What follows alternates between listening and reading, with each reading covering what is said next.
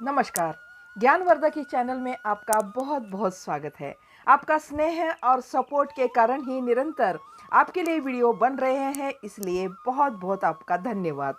आप देख रहे हैं महाभारत को एपिसोड के रूप में।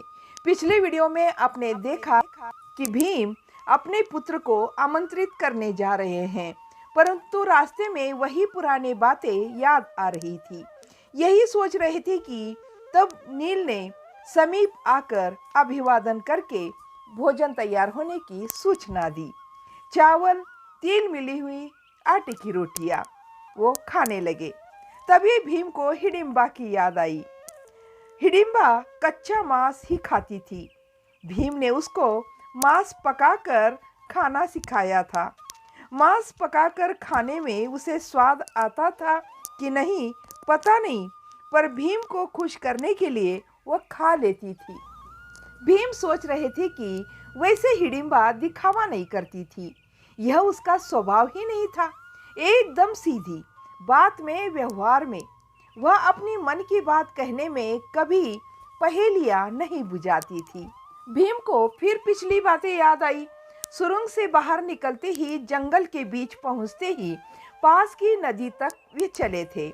वहां चाचा जी के नियुक्त मल्लाह की सहायता से नदी पार की थी। उसी ने बताया था कि फौरन दूर कहीं जाकर छिप जाइए, नहीं तो ये लोग आपकी हत्या कर देंगे। आधी रात और सारा दिन चलते रहे। ऐसे जंगल की न कभी कल्पना की थी और न कभी देखा था। पीठ पर बंधी झोली में माँ, आगे अर्जुन, पीछे बाकी सारे लोग थे। जोर से बात करने में भी डर लगता था। न खाने को कुछ, न पीने को पानी।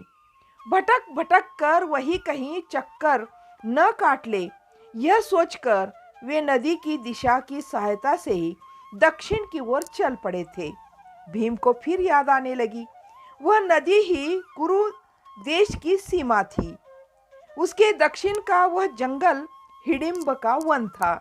रात होने के समय तक मांस, हड्डियां, नसें सब थक कर चूर हो गई थी।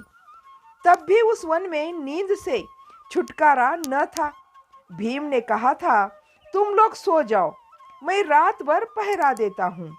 इतना कहने की ही देर थी कि सब लोग झरने का पानी पीकर भय और आतंक सब भूलकर वही चट्टान पर लुढ़क गए थे और सब लोग सो भी गए थे। अचेत सब पड़े थे। सबके पेट खाली थे। खर्राटे तक जोर से नहीं ले रहे थे, कहीं शेर या चीता घात लगाकर आक्रमण न कर दे। इस विचार से भीम चारों ओर नजर दौड़ाए जाग रहे थे। तभी वहां हिडिंबा दिखाई दी थी। वह इतनी लंबी थी कि ऐसा लग रहा था कहीं वह माया तो नहीं। उसके शरीर का गठन भरी पूरी गाय जैसा था। कमर पर केवल चमड़ा लपेट रखा था। भीम को डर लगा। उनको लगा कि कोई माया तो नहीं। एक बार दिखकर फिर वो ओझल हो गई थी। भीम भी अपनी नींद को नहीं रोक पा रहे थे। तभी वह फिर से दिखाई दी और पास आकर बोली, आप लोग कौन हैं? हमारे जंगल में क्यों आए? उसके यह पूछने पर झूठा परिचय देकर भीम ने भी पूछ लिया, तुम कौन हो? तुम रात्रि में यहाँ चक्कर क्यों काट रही हो? इतना पूछना था कि वह सीधे बोली, पहेली नहीं बुझाई ना नाज नखरे की।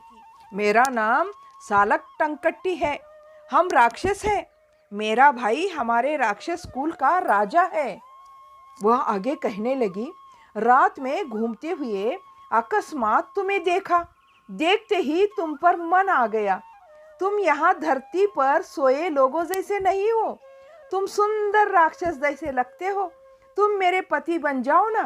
भीम ने सोचा, 2 रात और 1 दिन बिना खाए पिए भटक रहे हैं। ऐसे में सीधे इस तरह के प्रस्ताव से भीम को तो ऐसा लगा जैसे उनकी नींद ही उड़ गई। जरा प्रकाश होने पर भीम ने देखा और सोचा, कैसा रूप, कितनी भारी भरकम। ऐसे स्त्री का सृजन करना भगवान के लिए भी क्या संभव था? भीम की उम्र होगी 25। इस उम्र में ऐसा प्रस्ताव सुनते ही पहली बार भीम जीवन में रोमांचित हो उठे थे। परंतु भीम को डर लग रहा था, अपरिचय का डर।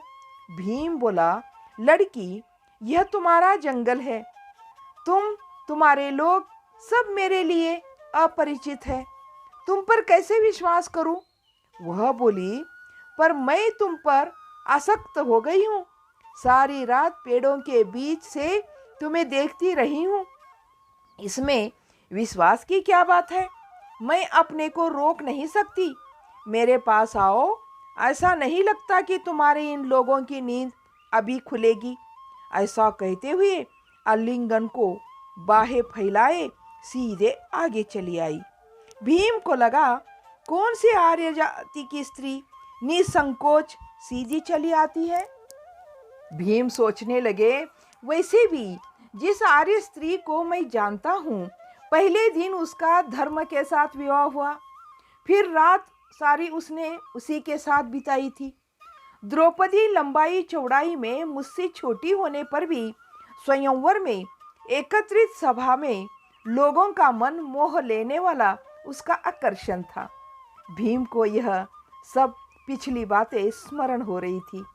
भोजन के बाद नील ने छाया में एक नरम चटाई बिछाई, सिरहाने के लिए कपड़ों की एक पोटली रख दी।